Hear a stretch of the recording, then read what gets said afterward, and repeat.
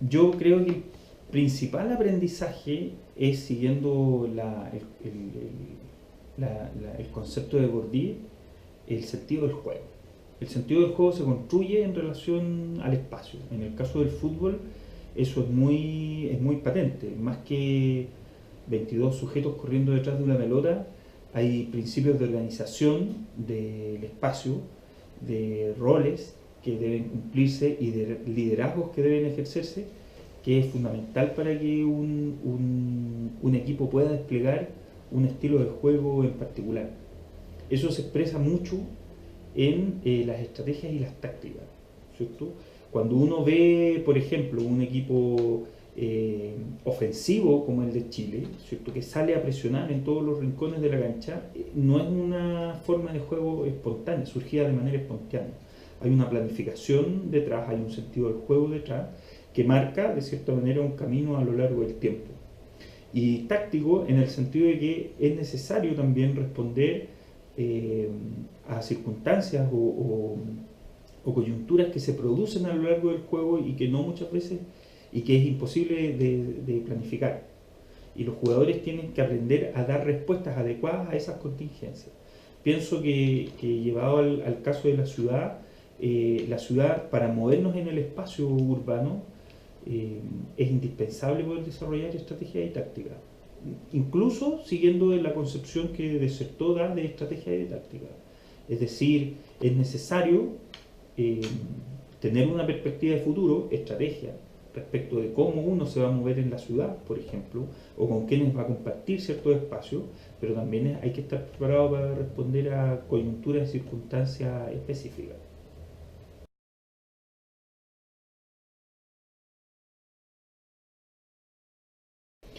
Yo pienso que hay dos principios valga la redundancia, se ponen en juego dentro de un partido de fútbol, independiente de que este sea un amistoso de barrio, una pichanga con los amigos, incluso la definición de un campeonato como el de la Copa de América Bicentenario. Eh, Colaboración y competencia. El fútbol lo que nos enseña es que es imposible desarrollar el juego si es que tú no estableces principios de colaboración con quienes comparten equipo contigo. Pero a la vez, ¿cierto? El juego es inherente al juego en el sentido de la competencia. Para competir tienes que colaborar, eso necesariamente.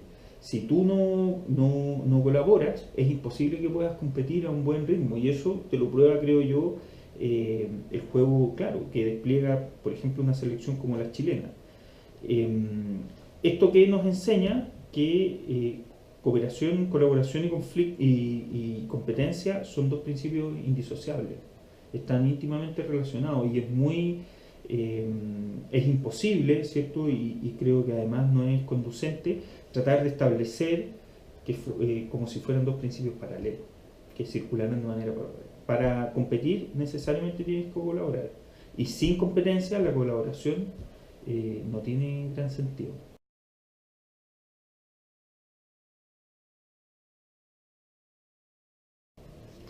Es súper interesante ver cómo la colaboración y la competencia se expresan en formas de identidad y pertenencia territorial. Nosotros sabemos, por ejemplo, que es muy común que distintos grupos o distintas eh, secciones de las barras bravas se apropian de los territorios en los cuales viven, pintando las murallas, los postes, estableciendo distintos tipos de delimitaciones simbólicas sobre el territorio que de cierta manera marcan no solamente un sentido de pertenencia, de identidad y pertenencia, sino que también excluyen a otros.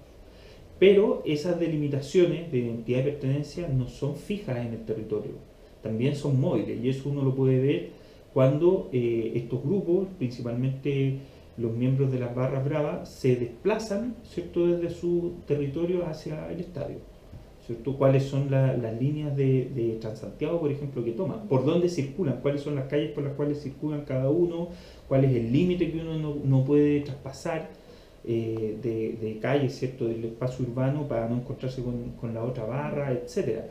Uno lo puede ver, por ejemplo, en los partidos, sobre todo en los grandes clásicos, cómo los sujetos se distribuyen en el espacio de la ciudad para poder moverse con cierta comodidad y ahí también hay principios de identidad y permanencia.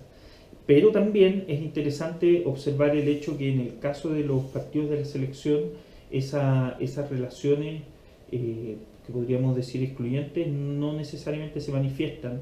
Todo el mundo confluye de manera natural hacia la Plaza Italia, por ejemplo en el caso de Santiago, sin que nadie dé un aviso explícito de que ahí se va a juntar la hinchada, ¿cierto? Y en esos espacios, si bien es cierto, se producen relaciones algunas veces de agresividad o violencia, la gente establece un vínculo de comunión afectiva y la Plaza Italia es, por ejemplo, en el caso del fútbol, o el obelisco en el caso de Buenos Aires, ¿cierto?